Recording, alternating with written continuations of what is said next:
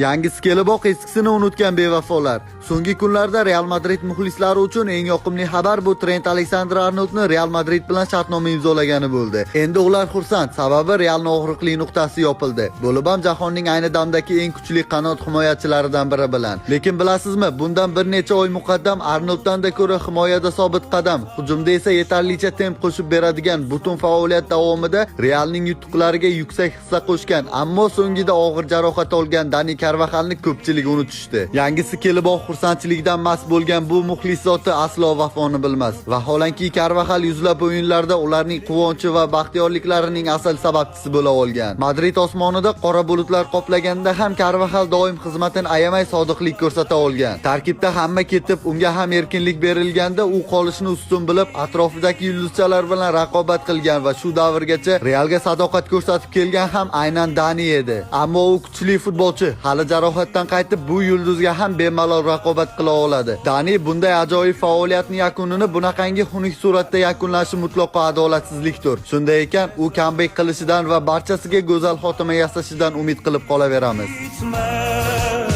Son günüme kadar, kalp durana kadar